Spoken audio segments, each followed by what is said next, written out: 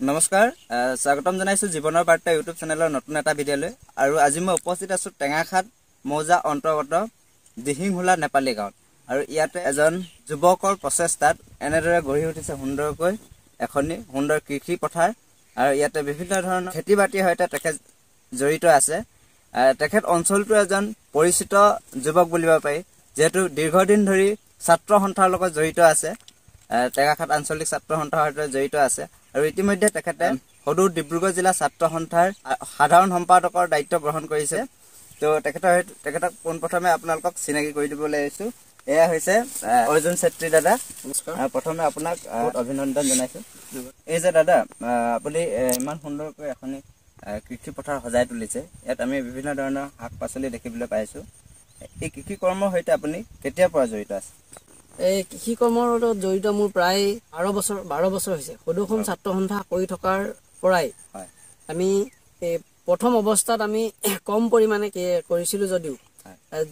যোৱাটো আমি 2 বছৰৰ পৰা প্ৰায় 40 বিঘা কৃষি ভূমিত আমি কৃষি কৰ্ম কৰি আহিছোঁ সদুখন ছাত্ৰ সন্থাৰ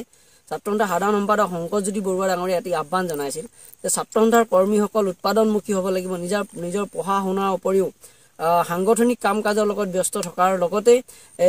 অৰ্থনৈতিকভাৱে স্বাৱলম্বী হ'বৰ কাৰণে কাম কাজ কৰিবৰ কাৰণে তেখেতে আহ্বান জনাইছিল তেখেতৰ আহ্বানৰ প্ৰতি মই সঁহাৰি জনাই ছিজন অনুসৰি বিভিন্ন ধৰণৰ শাক পাচলি বেঙেনা এতিয়া লাহেকে ভেন্দি জিকা ভোল ইত্যাদি ছিজন অনুসৰি তাৰোপৰি ধান খেতিও কৰা হয় এনেধৰণে বিভিন্ন ধৰণৰ কৃষি কৰ্মৰ যোগেদি স্বাৱলম্বী হ'বৰ কাৰণে কাম কাজ কৰি আহিছোঁ এই মোৰ কৃষিডৰাত 8টাতকৈ অধিক পৰিয়ালে ইয়াত দৈনন্দিন হাজিৰা কৰে কাম কৰি তেখেতসকলৰ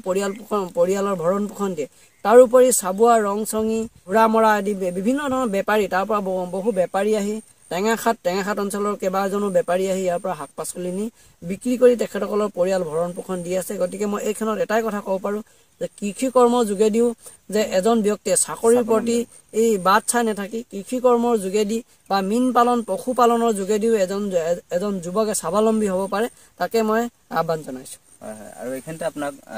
সুধিব বিচাৰোঁ যে যেহেতু আপুনি নতুনকৈ সদূৰ ডিব্ৰুগড় জিলা ছাত্ৰ সন্থাৰ সাধাৰণ সম্পাদকৰ দায়িত্ব গ্ৰহণ কৰিছে নহয় জানো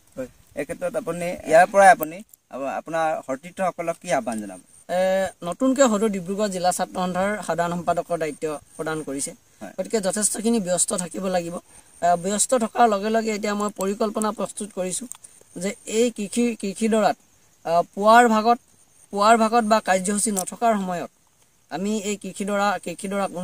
আগুৱাই নিবৰ কাৰণে আমি কাম কাজ কৰিব লাগিব আৰু ইয়াৰ স্থায়ীকৈ নিবনুৱা নিযুক্তি দি এই কৃষিডৰা আগুৱাই নিবৰ কাৰণে মই চিন্তা চৰ্চা কৰিছোঁ পৰিকল্পনা প্ৰস্তুত কৰিছোঁ সাধাৰণ সম্পাদক শংকৰজ্যোতি বৰুৱাই এতিয়া আহ্বান জনাইছে যে অসম উন্নতি সভা বা অসম সেনাৰ যোগেদি বহল ভিত্তিত কৃষি কাৰ্য কৰাৰ কাৰণে তেখেতে আহ্বান জনাইছে তেখেতৰ আহ্বানক আমি সন্মান জনাই পুনৰ এই কৃষিডৰাত আমি বৈজ্ঞানিক ভিত্তিৰে কৃষি বিভাগৰ লগত কথা বতৰা পাতি এই কৃষিডৰা সুন্দৰকৈ সজাবৰ কাৰণে আমি চিন্তা চৰ্চা কৰিছোঁ গতিকে প্ৰতিটো আঞ্চলিক ছাত্ৰ সন্থাৰ কৰ্মকৰ্তাসকলক নতুবা অসমৰ নিবনুৱা যুৱক যুৱতীসকলক মই এটাই আহ্বান জনাইছোঁ তেখেতসকলে চাকৰিৰ প্ৰতি ভৰসা নকৰি মানুহৰ জীৱনত চাকৰিৰ প্ৰয়োজন হয় কিন্তু চাকৰি পাম বুলি চাকৰি বাট চাই নাথাকি চাকৰি নোপোৱা সময়খিনিত তেখেতসকলৰ যদি কৃষিডৰা আছে কৃষিডৰাত শাক পাচলি বা বিভিন্ন ধৰণৰ খেতিৰ যোগেদি উৎপাদনমুখী হ'বৰ কাৰণে আহ্বান জনাইছোঁ অন্যথা মীন পালন পশুপালনৰ যোগেদি কম কৃষিডৰাটো আমি বহু টকা উপাৰ্জন কৰি স্বাৱলম্বী হ'ব পাৰোঁ তাৰ কাৰণে মই আহ্বান জনাইছোঁ বাৰ্ষিক আয় হিচাপে এই খেতি পথাৰৰ পৰা কিমান উপাৰ্জন কৰিছে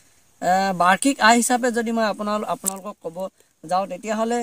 গোটেই 40 বিঘা কৃষিডৰাত যদি সুন্দৰকৈ যদি কাম কাজ কৰা হয় ইয়াত যদি সুন্দৰকৈ উৎপাদন কৰি যদি ইয়াত ভাল এটা যদি বজাৰ পোৱা হয় তেতিয়াহ'লে নিশ্চয় 8 পৰা 10 লাখ টকা প্ৰতি এই মাহত উৎপাদন কৰিবৰ কাৰণে সক্ষম হ'ব আৰু এইখিনিতে আমি দেখিছোঁ যি স্থানত নেকি বেঙেনা খেতি কৰা হৈছে এইখিনিতে আছোঁ তাৰ উপৰি আমি দেখিবলৈ পাইছোঁ কবি বকলি এনেকৈয়ে আলু আৰু এই ক্ষেত্ৰত আপুনি কিমান সম্ভৱ বুলি ভাবিছে যিহেতু আপুনি ডিব্ৰুগড় জিলা ছাত্ৰ সন্থাৰ এটা গধুৰ দায়িত্বত আছে যিহেতু ইয়াৰ পৰা আপুনি কৃষি কাৰ্যটো কিমান আগুৱাই লৈ যাব পাৰিম বুলি ভাবিছে আঞ্চলিক ছাত্ৰ সন্থাৰ যেতিয়া দায়িত্বত আছিলোঁ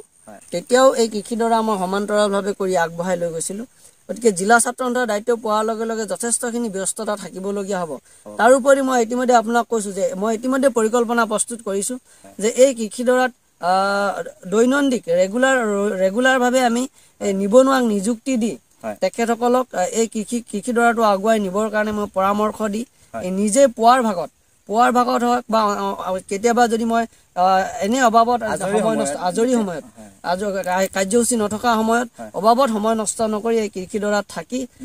পৰিকল্পনা অনুসৰি এই কৃষিডৰাটো মই সমান্তৰালভাৱে কৰি যাবৰ কাৰণে চিন্তা চৰ্চা কৰিছোঁ। ভাল লাগিলে। আৰু আপুনি শেষত কি আহ্বান জনাব এনেদৰে আজি প্ৰজন্মক, যিহেতু বহুতো নিবনুৱা আমি দেখিছোঁ চাকৰি বাকৰিৰ অভাৱত এনেই পৰি থাকিবলগীয়া হৈছে, নতুবা নিজ ৰাজ্যৰ পৰা বহিৰাজ্যত গৈ কৰ্মসংস্থাপনৰ সন্ধানত বা কৰ্মসংস্থাপনৰ বাবে বাহিৰত গৈ তেওঁলোকে কাম কৰিবলগীয়া হৈছে, তাৰ বাবে আপুনি কি আহ্বান জনাব? ইতিমধ্যে মই কৈছোঁ যে মোৰ কথাখিনিত ইতিমধ্যে মই কৈ গৈছোঁ যে চাকৰিৰ প্ৰতি বাট চাই নাথাকি নিজৰ যদি কৃষিভূমি আছে, কৃষিডৰা আছে, কৃষিডৰাত আমি ছিজন অনুসৰি যদি আমি পৰ্যায়ক্ৰমে বেঙেনা খেতি বা আমি প্ৰথমে কবি খেতি কৰিলোঁ, কবি খেতি কৰাৰ পাছত আমি এই কবিডৰা কাটি দিয়াৰ লগে লগে তাত বিভিন্ন ধৰণৰ বেঙেনাটো উঠাই দিয়াৰ পাছত আমি আকৌ এতিয়া কেৰেলা, ভোল, জিকা এনেধৰণে কৃষিডৰা যদি আছে তেনেদৰে কৃষিডৰাত কাম কাজ কৰিব পাৰি। কাম কাজ কৰি যথেষ্টখিনি টকা উপাৰ্জন কৰিব পৰা যায়। তাৰ উপৰিও যদি কম কৃষিডৰা থাকে তেতিয়াহ'লে মীন পালন, পশুপালন ইত্যাদি তেনেধৰণৰ কৃষি কৰ্ম কৰি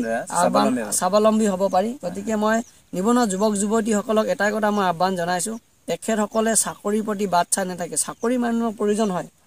চাকৰি পাম বুলি তেখেতসকলে ৰৈ নাথাকি সেই চাকৰি পোৱাৰ সময়লৈকে চেষ্টা কৰি থাকিব লাগিব,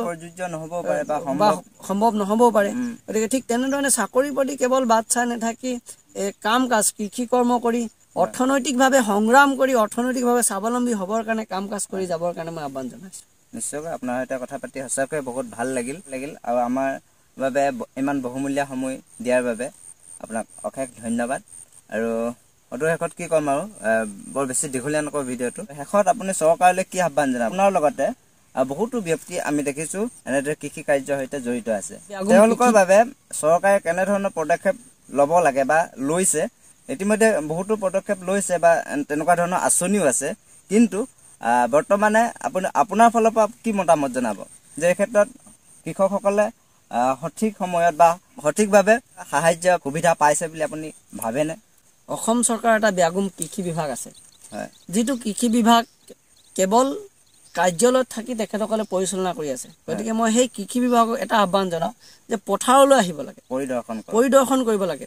আজি 2 মাহমান আগত এগৰাকী অভিযন্তা এডিঅ' আহিছিল, কৃষি বিষয়া এগৰাকী মোৰ কৃষিডৰালৈ আহিছিল। আহি তেখেতে সঁচাকৈ কৈছিল যে এনেধৰণৰ বহল ভিত্তিত কৃষি কৰা তেখেতে কৃষি বিষয়া হৈও অন্যান্য স্থানত দেখা নাছিল। গতিকে মোৰ ইয়াত অহাৰ লগে লগে তেখেতে খুব সুন্দৰকৈ কেইবাটাও কথা কৈ গৈছিল। গতিকে সেই তেনেধৰণৰ কৃষি বিষয়াসকলক মই আহ্বান জনাওঁ যে প্ৰকৃত পথাৰলৈ যাব লাগিব, কৃষকক লগ কৰিব লাগিব, কৃষকক লগ কৰি উপযুক্ত প্ৰশিক্ষণ দিব লাগিব, উপযুক্ত প্ৰশিক্ষণ দি সময়ত বীজ যোগান ধৰিব লাগিব।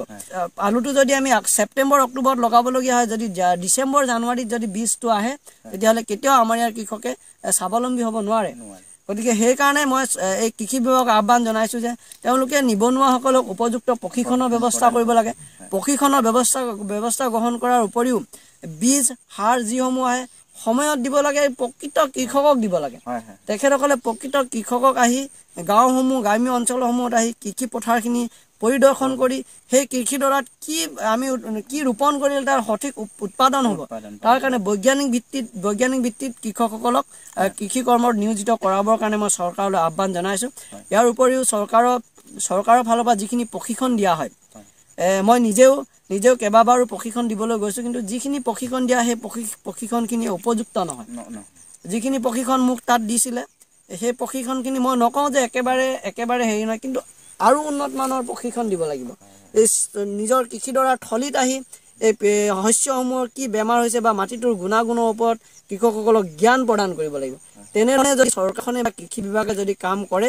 নিশ্চয় অন্য ৰাজ্যৰ দৰে অসমৰ কৃষকসকলেও স্বাৱলম্বী হ'বৰ কাৰণে সক্ষম হ'ব। ভাল লাগিল আপোনাৰ সৈতে যথেষ্ট কথা পাতিলোঁ। ইমান ব্যস্ততাৰ মাজতো যে আমি ইমানখিনি সময় দিলে তাৰ বাবে পুনৰবাৰ আপোনাক অশেষ ধন্যবাদ জনাইছোঁ। আৰু আপোনাৰ এই যি যাত্ৰা, এই যাত্ৰাক আপুনি আগুৱাই লৈ যাওক, সমান্তৰালকৈ আপোনাৰ যি এটা গধুৰ দায়িত্ব আছে, যিহেতু সদৌ ডিব্ৰুগড় জিলা ছাত্ৰ সন্থা সাধাৰণ সম্পাদকৰ দায়িত্ব গ্ৰহণ কৰিছে। সেই গতিকে আপুনি আপোনাৰ দায়িত্বৰ লগতে যি আপুনি জাতি মাটি ভেটিৰ হকে যি কাম কৰি আহিছে, ৰাজপথত কেৱল আন্দোলন কৰাই নহয়, পথাৰতো আন্দোলন কৰা দেখিবলৈ পাইছোঁ। গতিকে এয়া খুব ভাল লাগিল।